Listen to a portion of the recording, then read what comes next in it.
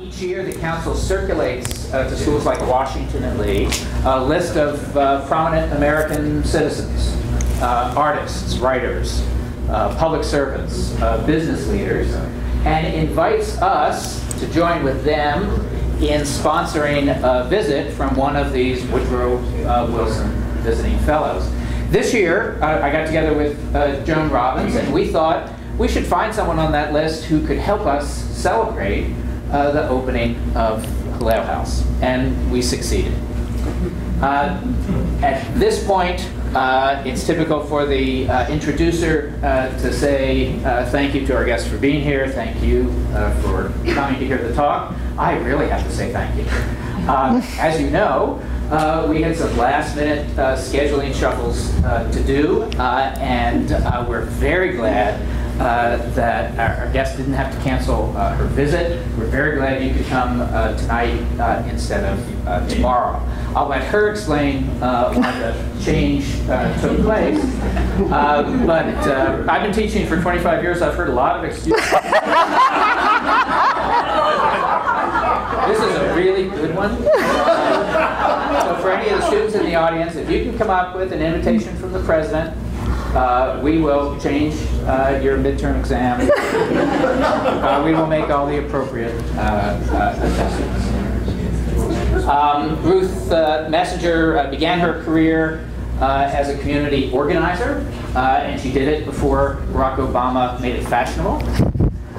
She followed that period by serving in New York City politics for almost 20 years as borough president in Manhattan.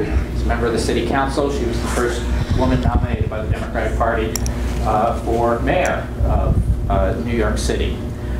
Her more recent position is the one that brought her to our attention and made her an ideal guest for this occasion. She's the president of the American Jewish World Service, an organization that does development work all around the world with 400 or more organizations, many of them indigenous, many of them working on the most fundamental development problems: poverty, hunger, disease. She's had a lot of experience with those organizations and with the really complicated problems connected to the effective use of aid to make those communities healthier.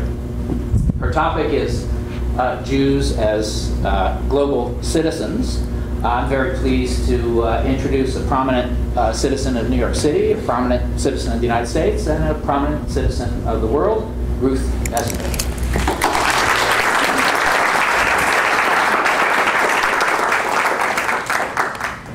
Thank you very, very much, Bob. So I think I actually have some, yes, I have to give you my excuse, but also some words of introduction. First of all, I want to thank Bob and Joan for having reached out to invite me.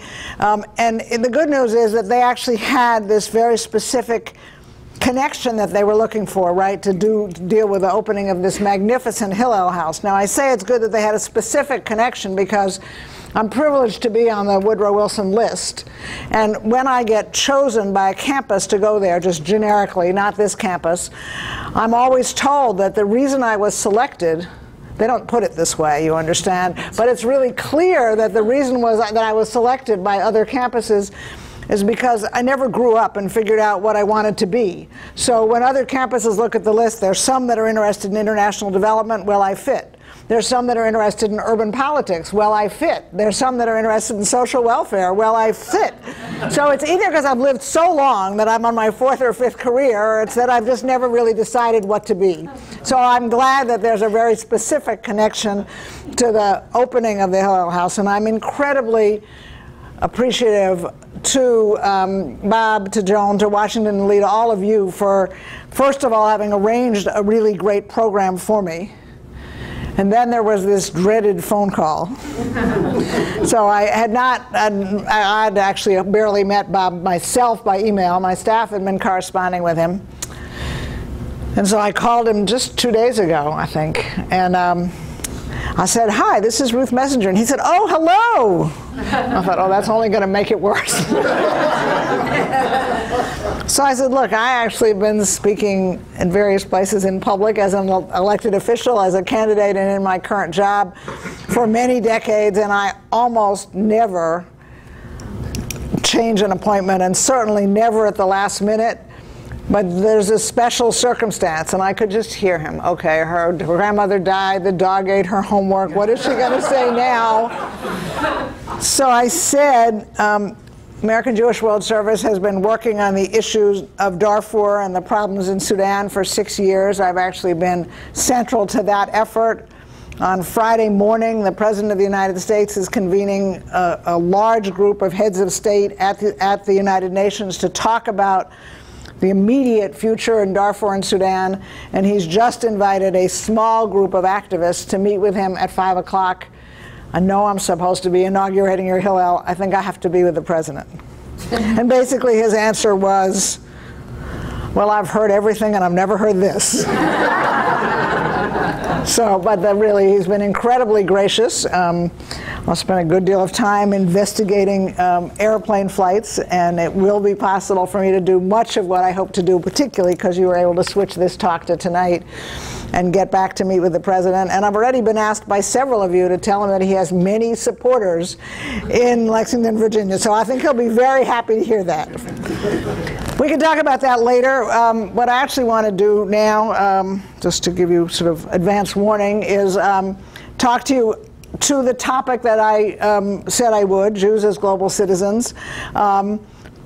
But for maybe just about 20 or 25 minutes, perhaps give you a little bit of a tour of our website, since I've just figured out how to do that with your system, and maybe in the process show you a couple of short videos, because there really is no replacement for actually seeing where we work and seeing some of the work we do, and then engage with you in your questions, my answers, but also perhaps some discussion between and among all of us.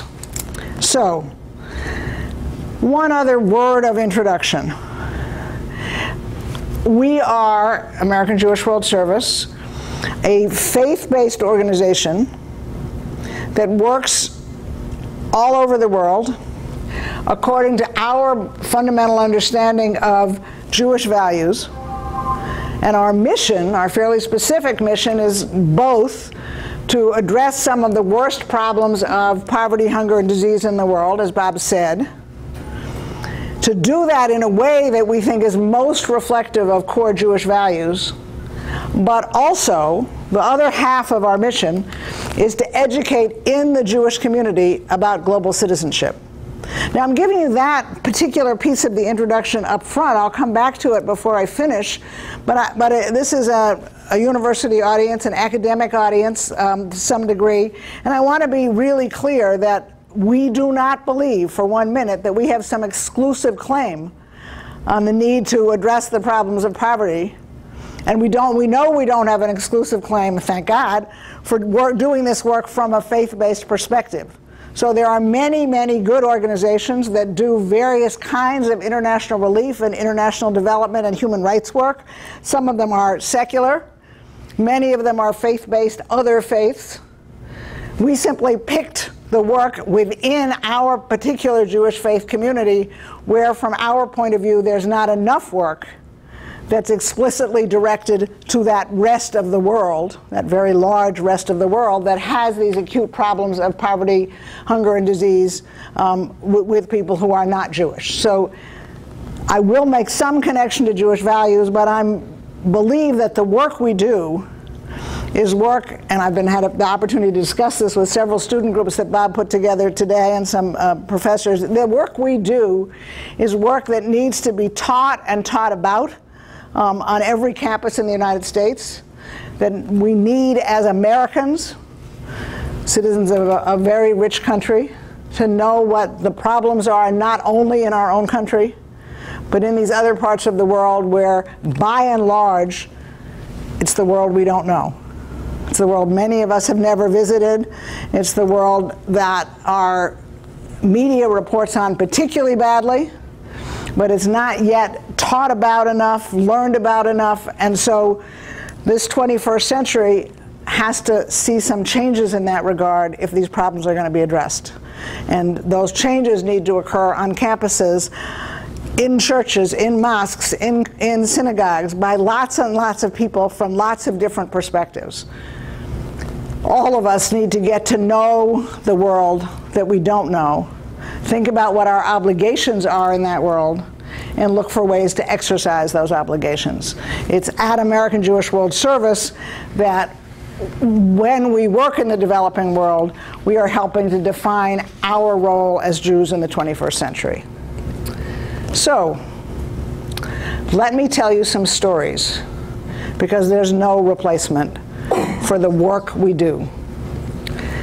In Peru, there's a group of community leaders who live in Loreto province, which is a far distance from Lima, in the northeast corner of the country, where the population is indigenous Peruvian Indian.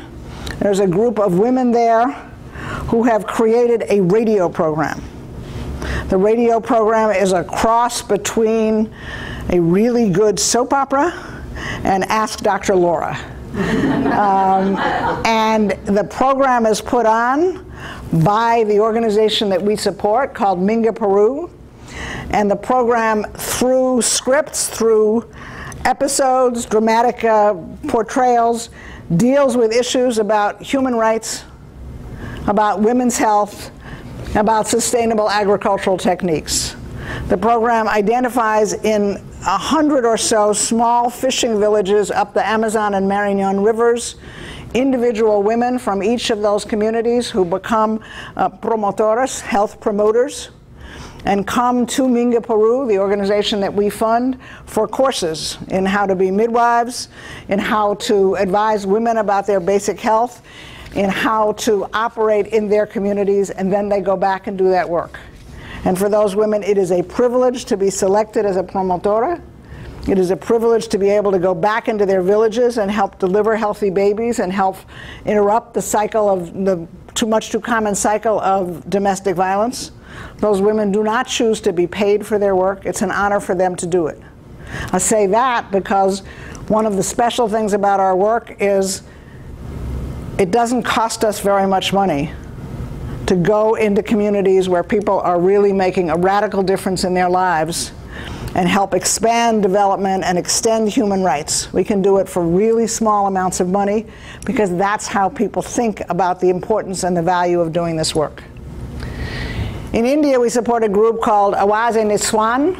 This is a group of organization of Muslim women in a Hindu country.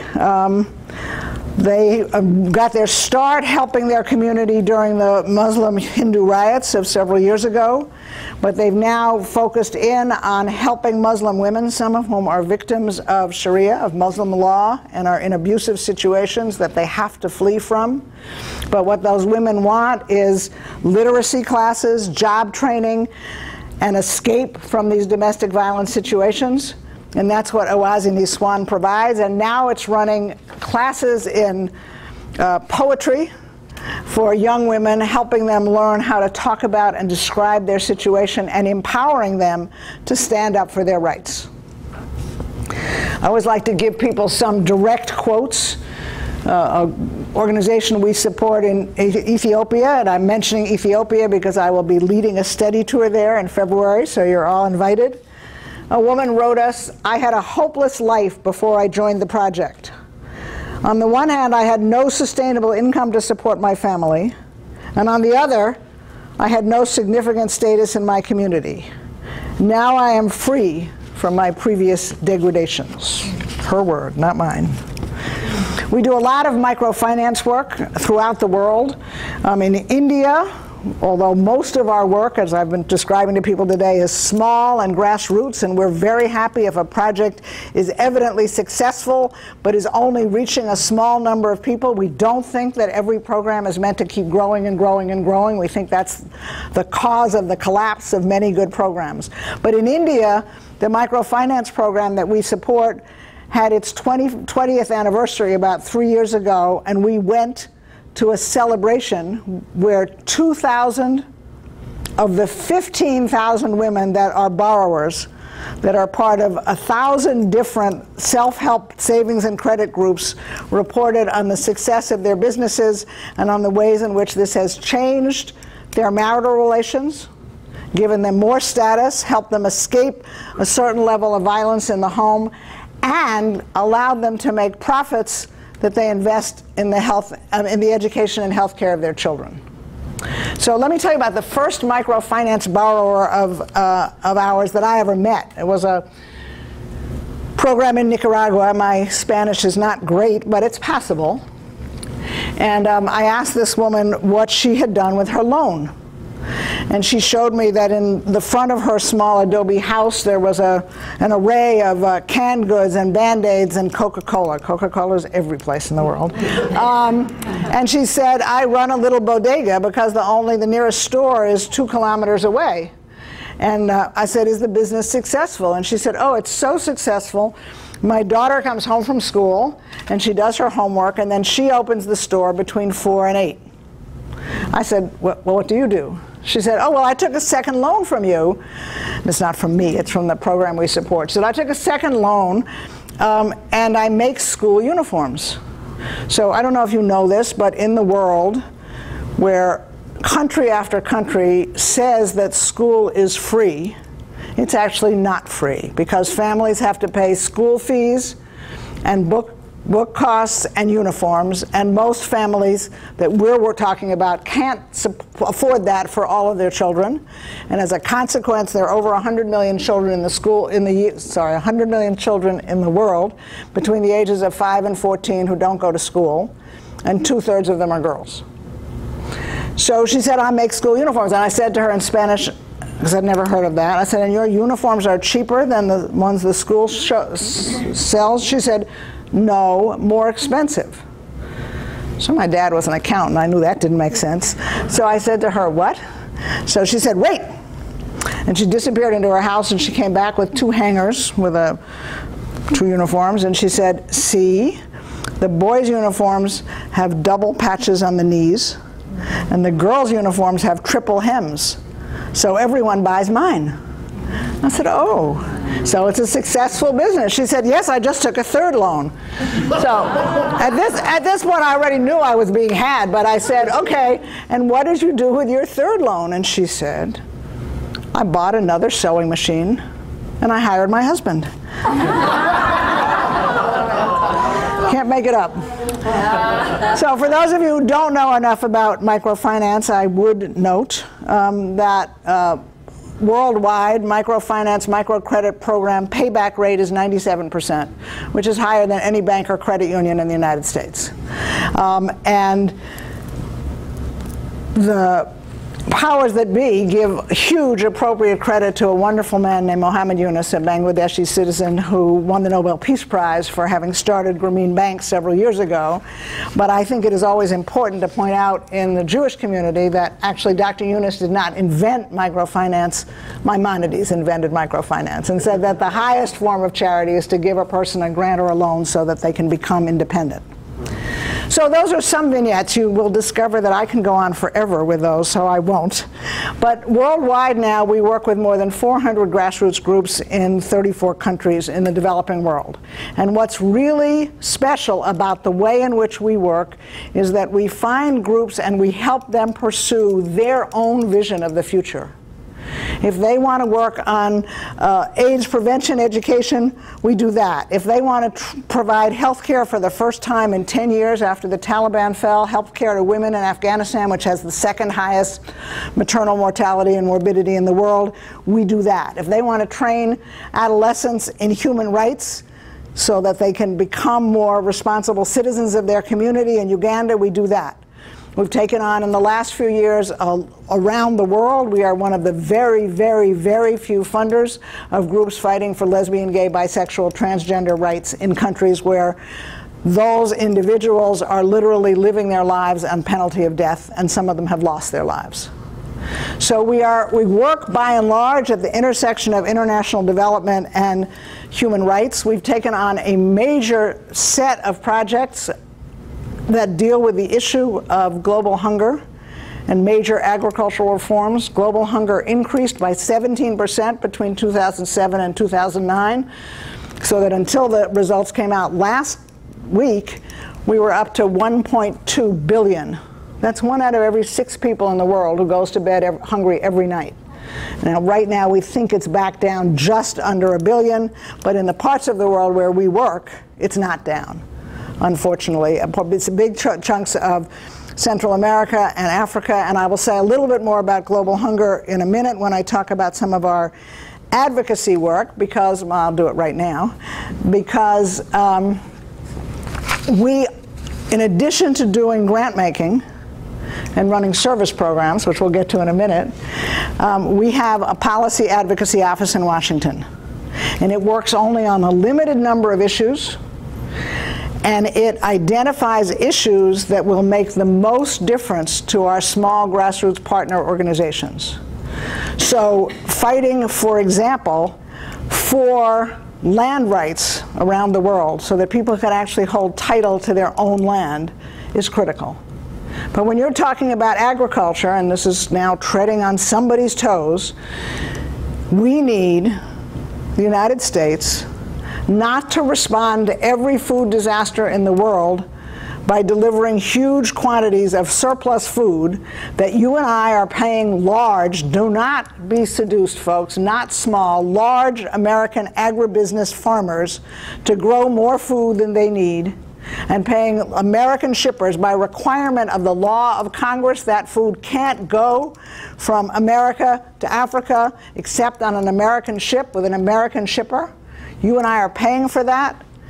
If the food is going to a country that's having a drought, obviously that's a good thing. I'm not in favor of people starving.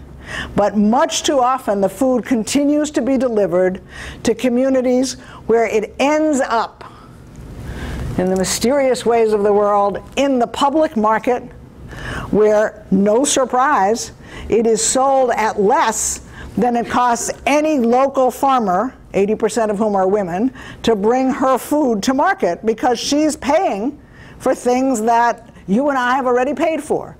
So the American surplus food undersells the farm product and puts farmers and farm communities out of business. And that would be bad enough, just as a fact, but when farmers are shut out of their land, or when the soil is depleted, as it has been in Haiti over the last 40 years, so the country is no longer food sufficient, people move off of their farms and into the nearest city.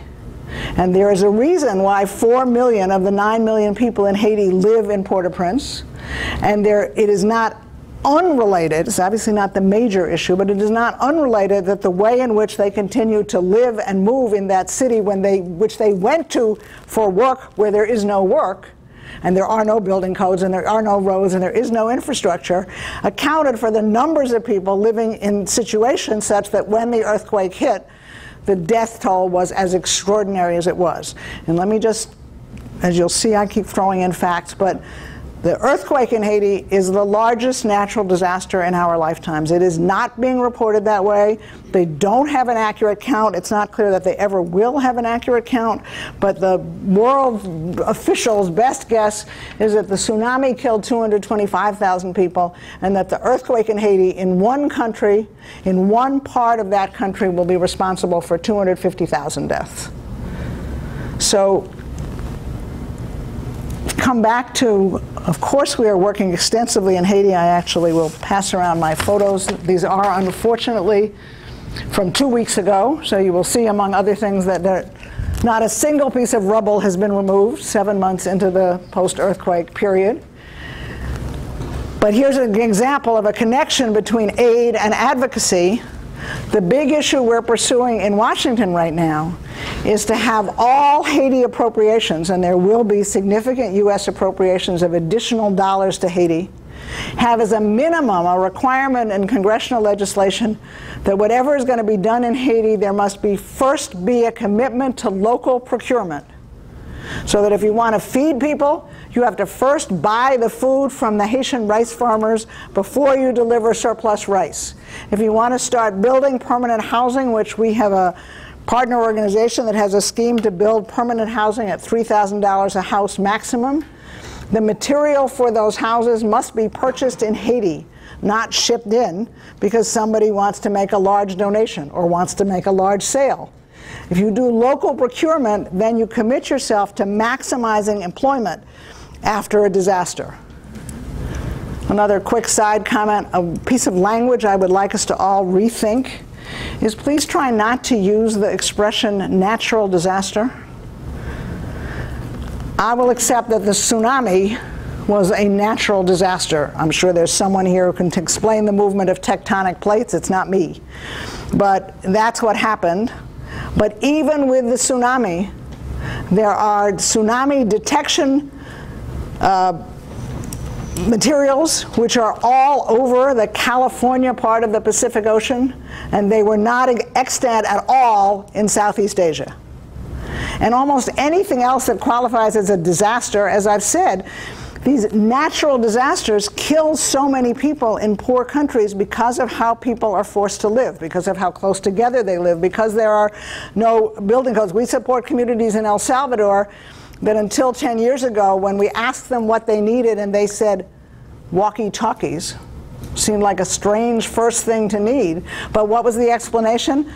The country regularly dams up the river, the Lempa River, in order to create additional hydroelectric power, then removes the dam and lets the water flow, and they never tell us ahead of time. And since all of our people live like 1 foot from the river because that's the only place they can afford to live, they and their farm animals and their children get swept away every year. All we need is a walkie-talkie, so when the dam is lifted, we can send the word down the river faster than the water is coming.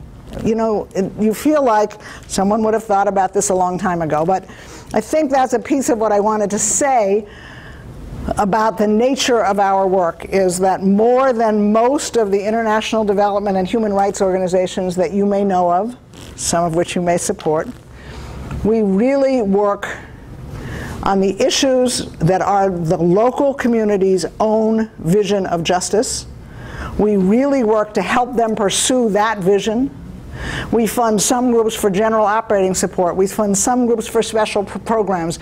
We are maximally flexible in what are the issues we work on in different regions and in how we work on them.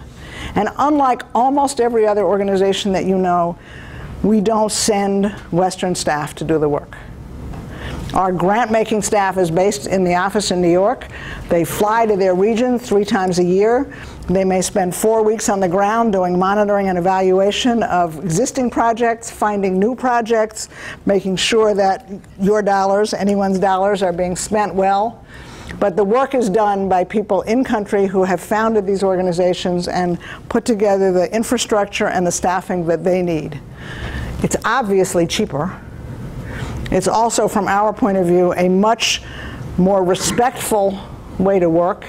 And in this instance, it comes directly from our conviction that the Jewish value that says that every person is equally made in the image of God is a real statement. And that there is no accepting the notion that, I'll pick on somebody, that Betty knows best what exactly a community that she may visit with me in Ethiopia needs. She may have some great ideas. She may want to know what are they doing about this or that. But if the head of that community says, oh no, that's not the way we do it, or actually that's not a priority of ours right now, we listen to those community leaders. So, before you ask me, those of you who are interested, yes, wherever we work, people know that their help is coming from the Jewish community. It's a fact. Some of them are fascinated to figure out who Jews are and what Jews believe, and of course we answer their questions.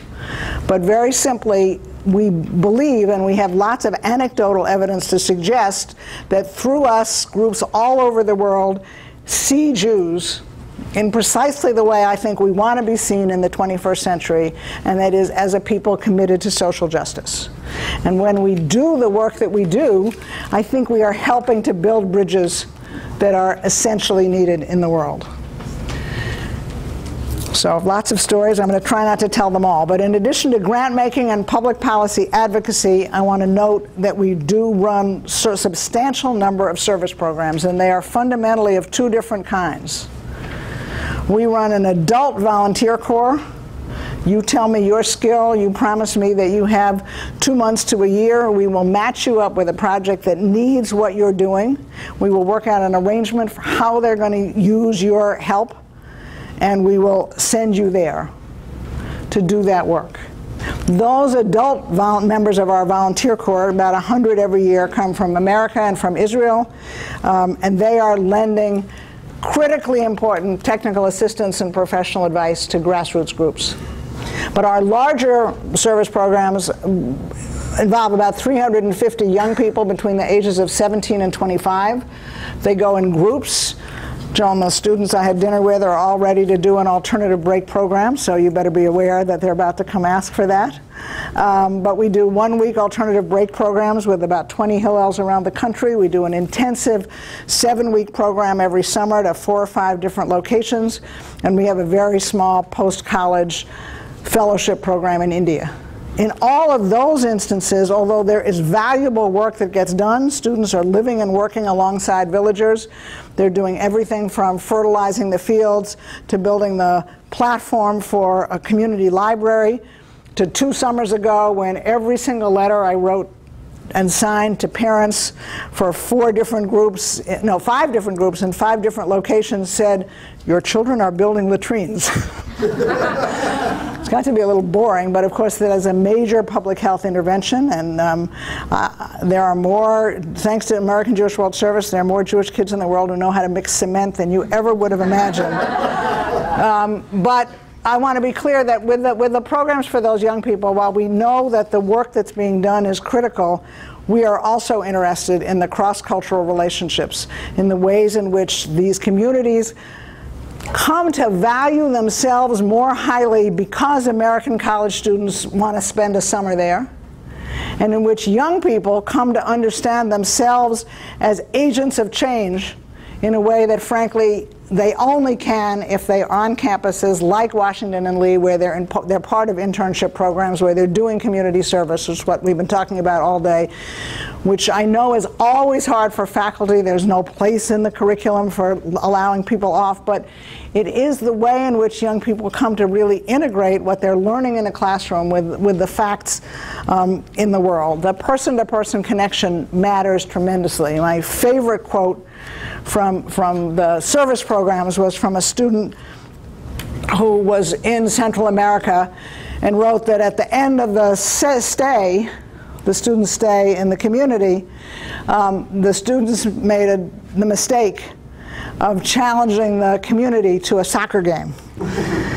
And so he said, "We were saved from a really embarrassing loss because the children in the community joined our team."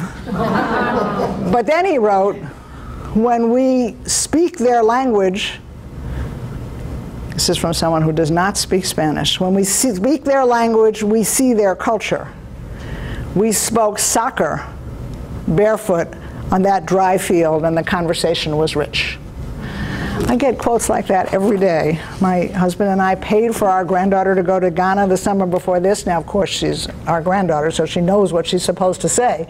But she wrote us a letter on the plane on the way home about her summer experiences, which was a great letter, like many that we get.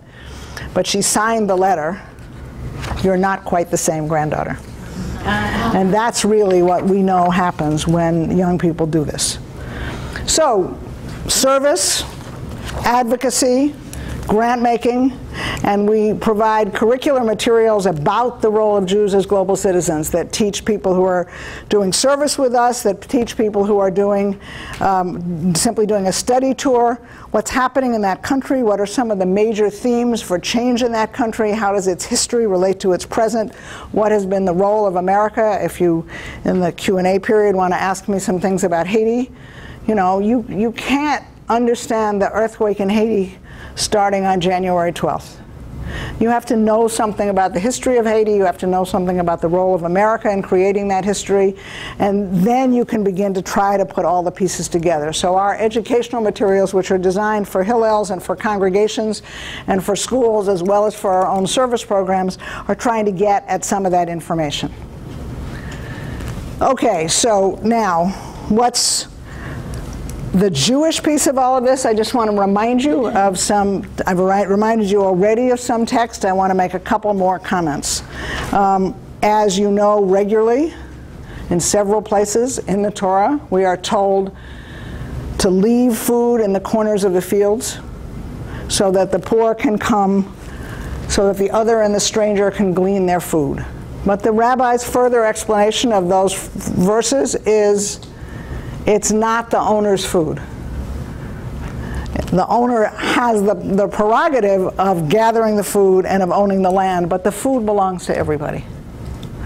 And this is a way of being sure that the people most in need get their share. You all know that we're told to pursue justice. Again, commentary on that phrase, pursue, which is a word quite different than enjoy or create or pray for. Pursue means get out there and do something about it. And the phrase in Hebrew is justice, justice shall you pursue. And the rabbis say that's because not only must the end be just, the goal, but also the means. You can't get to a just end unless you use just means, unless you are fair in how you go about making change.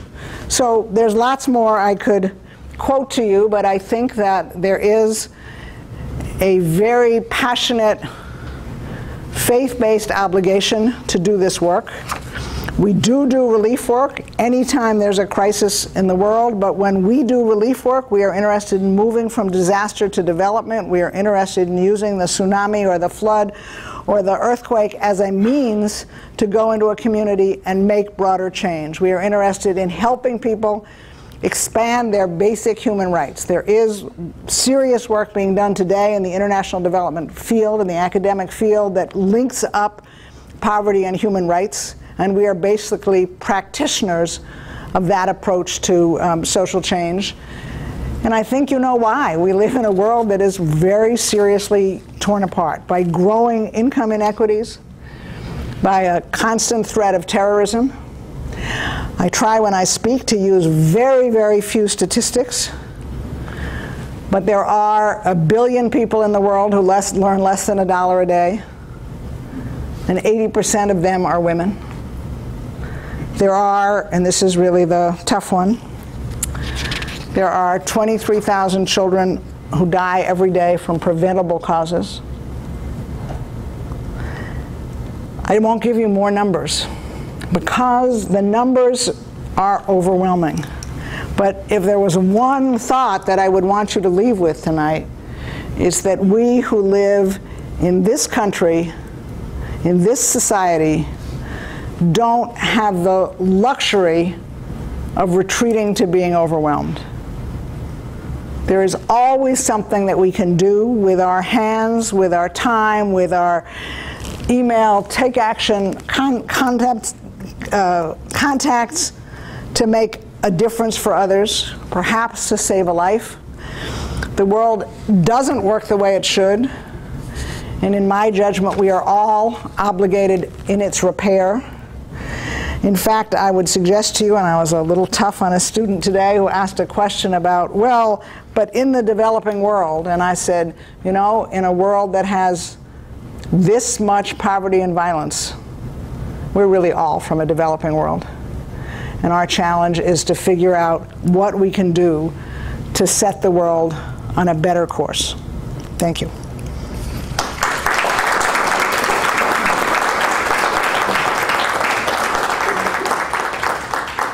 So there are lots of ways of working with us. I decided to leave our website up because I was having so much fun with it before. It has, what a surprise, a way to donate money, and I thank those of you who are here who are financial supporters. The volunteer section is all about service. The travel section is all about traveling with me just to see projects. But the take action section I discussed with the students at dinner, Joan, I would particularly recommend. There are always actions that can be taken. There are always petitions to be signed. There are always letters to write. Precisely because you're in Virginia, we'd love to have you become the central hotbed of communications to your elected officials about Darfur, about Haiti appropriations, and about foreign aid and foreign assistance reform. I have more that I could tell you about our work. I do have videos I could show you, but I'd actually like to first answer some of your questions. Yes? I have sort of a two-part question, and they're related. With all the need that there is in the world, other than when a disaster occurs such as Haiti, how do you decide what community to go into, where to put your resources? And then once you do that, I know you ask them for input on what they need, but would you develop that for me some more and tell exactly how you do it? And what if they suggest something that really seems off the wall to you? Okay, well, first of all, as a member of my board points out to me, of course, we don't help everybody. So very often we're in dialogue with a group that we decide is not a powerful enough group, doesn't seem to have the capacity to sustain itself over time, or possibly has a set of notions that just don't make sense to us, or more likely don't fit with our regional strategies. Wherever we work, 34 countries in Asia, Africa, and the Americas, and that, if you want to know that, if you go on this great website, that middle panel where we work, there's a drop down that says, I can go over here actually, Africa, Asia, the Americas, and you can find a particular country, and you hopefully won't get quite the flavor, or I wish you would get quite the flavor of what I offered, but you can get a description. Now, to further answer your question then, we do have regional strategies. So, see if I can show you something of interest. So, I don't want, okay. We may decide in a particular part of the world that we're going to deal particularly with HIV/AIDS. Now, that's not a limiting issue tremendously, because in South Africa there are groups doing prevention education, there are groups doing orphan care, there are groups doing advocacy with their own governments for access to antiretroviral drugs. But when we're in Africa, it happens that we're focused on doing work connected to healthcare. And so that doesn't mean that there aren't other good groups in Africa, but we're actually looking for groups that are working in our area. Otherwise, as you say, would just be overwhelming. In Central America and South America is where we're doing the most of our agriculture work. Not exclusively, we're doing a lot of agriculture work in Kenya and in India. So, but we have thematic areas by region and by country, and we're looking for projects within that. Now, how you choose a particular new project as opposed to another one, right now our grant staff believe that the best referrals come from our existing projects, which is really an interesting concept, because I don't think it would work quite that way in America. If I was funding an after-school project in Richmond and asked them who else should we be funding in this area, the gist of their answer would be nobody but us. But in Peru or in the refugee camps on the Thai-Burma border, the minute you say to a group that's doing education in the refugee camps, who else should we be funding? They say, you know, there are real problems with health care. And there's a couple of people just up the road who are trying to bring health services into the same camps where we're trying to bring reading material. And if you would fund them, it would really be helpful. So that's where a lot of our best referrals come from. And beyond that, my staff is really looking for those elements that suggest to them that a project is going to be sustainable over time. And if they could bottle that, they would, but I don't think they have yet. Was that both questions? Yes. Okay, good. And we do hope to keep growing.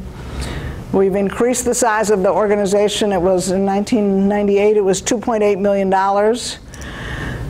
This year, by the end of the year, it'll be $42 million. And we hope to keep growing. First, I want to thank you. I have a few students who have been on your program in the summer, and they do come back changed individuals. It's wonderful. We also have a bunch of high school groups. We have an environmental group, and we have a human rights group. Do you ever key in and work with specific groups on specific projects through high schools in this country? We work We are always open to sending educational materials and staff to open people's eyes to that work, to get them to talk about the rest of the world. Our summer program, our summer 7-week program, is eligible. Students are eligible at the end of their junior year in high school. That's what we send kids. But we don't take kids younger than that for 1,000 reasons, including I don't want to spend my time talking to their parents all day, every day.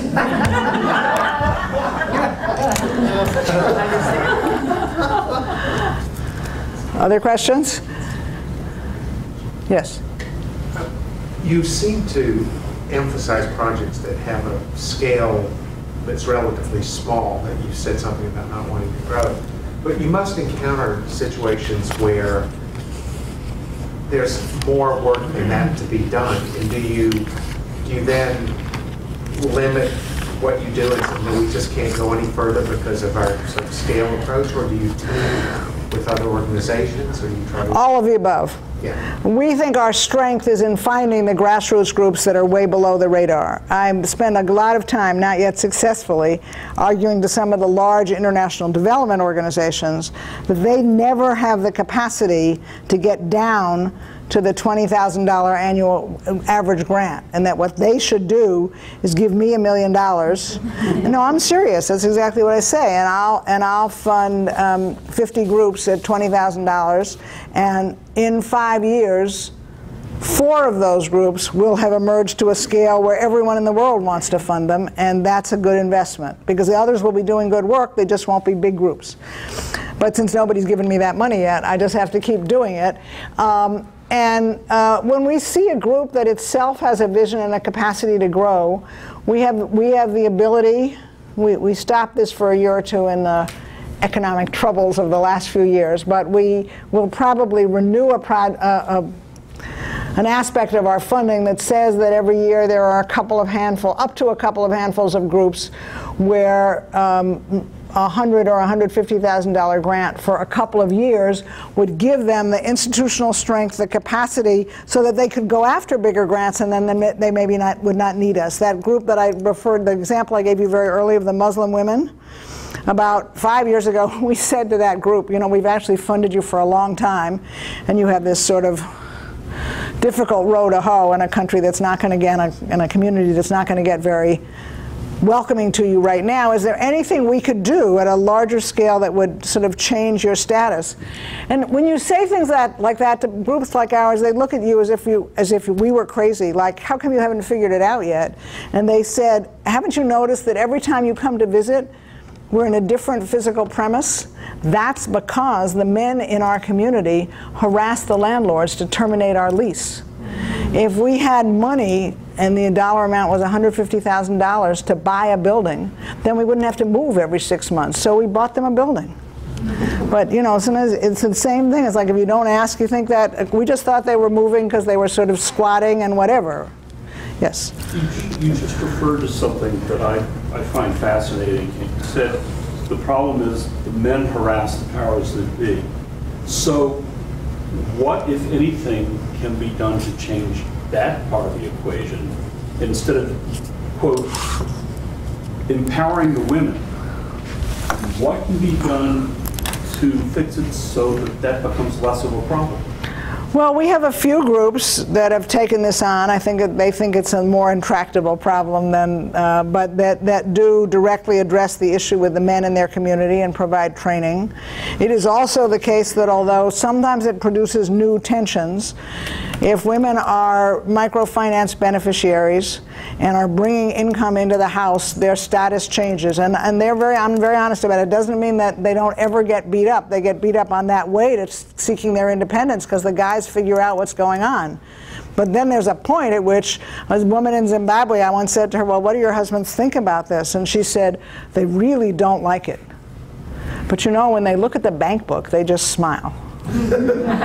So, you know, it's a way of making change. Now, I'll tell you one group. I usually give this group as an example. I didn't do it today, but we support a group called Sitivip in Kampala, Uganda, that basically, to be shorthand, it deals with issues of domestic violence, and it does street theater to raise the issues of domestic violence, and they do street theater in the marketplace, and they get involved, the whole community standing around. I speak no Luganda. I promise you I know what questions they're asking and I know what answers they're getting. It's like that group has a bunch of men, some of whom were abusive husbands, working for them, and those men walk around that community with t-shirts that say, I am a male volunteer for Citivet. They do a better job of that than any anti-domestic violence group I know of in the States. And I don't think I'm going to figure out exactly how they do it, but well, again, I'm trying to say to you is like we don't say to people, you have to change the situation for the men. We ask those questions, like what's happening with the men, and you get different answers. But if a group is ready to take that on, then we're ready to do it with them. Yeah. You mentioned funding groups that are under the radar a couple times, and I was wondering to what extent do the governments in some of the countries you all are operating act as partners or obstacles? Here's the amazing answer to that question.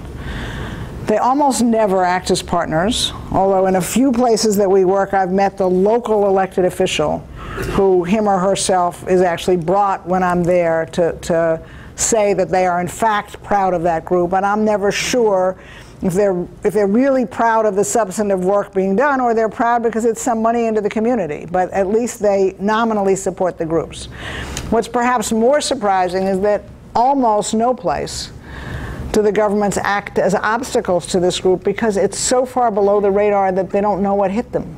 I mean, you know, sometimes, and we supported the Treatment Action Campaign in South Africa. Now that's the group, Zaki Ahmed, who went on a hunger strike until people with HIV under Mbeki had access to antiretroviral drugs. So they were confronting their government, and the government couldn't stand what they were doing, and Zaki is a real serious radical change agent, and we were supporting him, and I don't think it helped our status, and the government didn't like that we were there. So there are a couple of places like that, but by and large, it just sort of floats through the ether, and people don't pay attention. A huge number of our projects are either in rural areas or in these places you've heard about, like Kibera in Nairobi, these slums of 1 million people. The government's paying no attention, which basically is terrible. But in some cases, in terms of outside funding or American funding or Jewish funding, it's good. Now we are, I think, the last people living who are still funding in Zimbabwe, and I worry every day about, not about us, because we're not on the ground. I worry about our grantees getting in trouble with the government because they take money from us. So we ask them regularly, are you sure you still want us to fund you? They say yes. So maybe we'll see this through to the peaceful end to Mr. Mugabe. But I don't know, you know. But most places it's not nearly as much of an issue as we have imagined it would be. Bob? I wanted to ask you a question about tomorrow. Okay. What do you tell the president? What do you tell the United States and the UN about the cluster of problems? Well, okay. So Sudan is not a happy situation, and the problems have been compounded literally over the last 20 years. Sudan is not a place where we easily do any humanitarian aid funding. We do more advocacy. Most of our humanitarian aid to Darfuris is to Darfuris who moved across the line into Chad, because funding in the camps in Sudan is dangerous, and Bashir hates the entire international development community and humanitarian aid community. It's the most dangerous assignment for on-the-ground humanitarian aid workers. And he regularly blames his problems on the Jews. Now, I've tried to point out to my board that when he does that, he says there's no genocide in Sudan. This is a plot of the Jews and the fundamentalist Christians. So I tell my board, we've never been in such a big group in our lives, you know? It's like, but anyway, it's a dangerous place to work. So the answer is that we being now a community of organizations, most of them under the umbrella of the Save Darfur Coalition and the Genocide Intervention Network, which, by the way, for the students who are still in the room, was founded by Swarthmore seniors 5 years ago. We have put constant pressure on the last administration and on this one to do more to stop the genocide and to interfere with Bashir, and we've been only minimally successful. Obama made promises to, as by the way did Clinton and McCain when they were all running, to make it a top priority. Even I can figure out how many top priorities there are in this administration. So Darfur has not risen to the level that we wanted it to rise to. The good news was that 15 months ago, Obama appointed a special envoy, General Scott Gratian, and we got to go advise the President and General Gratian. The bad news is they didn't listen to us, by which I mean that I think the special envoy has done too much to try to figure out how to entice Bashir into behaving better. That's not who Bashir is. Now, history and politics have caught up with us because there was a commitment made 6 years ago, in which George Bush was a major player, that the country of Sudan would have an election in January 2011 allowing South Sudan the right to secede from Sudan and become its own country. And that referendum is 120 days from now, and the Obama administration has figured out that it's incumbent on everybody to try to at least set the threshold and create the public visibility and the public spotlight for saying people have to be fairly registered, the referendum has to go off peacefully, and when, it's not if, when South Sudan votes to secede, we have to allow that to happen. Nobody, including anybody in the Obama administration, is hugely confident that Bashir will do it. But right now, there's a hugely renewed diplomatic effort with the appointment of Princeton Lyman, who's a skilled American diplomat who's on the ground. And Obama called this meeting tomorrow 2 weeks ahead of time and said he would be there, which was his way of ensuring that the heads of state would come. The purpose of that meeting, we believe, we've basically been told by the White House, will be to set a calendar for actions that will allow for a fair referendum and to promise Sudan benefits if the country carries it out and sanctions if it doesn't. So what we are saying, and we've been saying it a lot, including in a press conference today, is don't, in trying to reestablish this referendum between the North and the South, don't forget Darfur, because there are 3 million people not living in their homes, living in camps for displaced persons in Darfur or Chad, and they right now have no capacity to return home. There's too much violence in the camps. There's not enough humanitarian aid. And all of those have to be part of a comprehensive peace agreement. That's the first thing we're saying. And the second thing we're saying is, if you want to keep the support of the activist community, then you're going to have to set some benchmark deadlines between now and the middle of January, make them public, and you're going to have to show Bashir and us that if those deadlines are not met, you will in fact withdraw incentives and increase penalties. That's the message. Nothing radical is going to happen tomorrow afternoon, but he's going to tell us how far he got in the morning, and we're going to tell him, as we have been pretty steadily for the last 10 days, we need to see some results. You can't just run this up till the referendum date in January and then start making excuses, because that's what Bashir is good at. And it's a very important window, and if it doesn't go off smoothly, which is certainly everybody's worry, it's very likely to be, it's very likely that there will be a breakout of another war in Africa. Sudan is the largest country in Africa. It cuts a huge swath from the Red Sea right into the middle of Central Africa. It borders on, I was trying to remember today when I was talking to your students, I think 7 countries. And it's not good. And by the way, the worst spot in the world today is not Sudan, it's Congo. Congo, Democratic Republic of Congo. I have trouble getting those words out, but that's what it's officially called. Any other questions? All right, so let me just close by saying, one, there are lots of different ways to work with us and to think about your individual and collective roles as global citizens. There are always issues in the Take Action section of the website. There are great, if you go on the website and you go right here, there are great videos about our work in Haiti and about, that always show some of our groups around the world. But I thought I would close by picking up on where the students were 2 hours ago, which was building a sukkah. This is the holiday of Sukkot. And we are instructed to go live outside in flimsy structures. getting closer to nature and agriculture.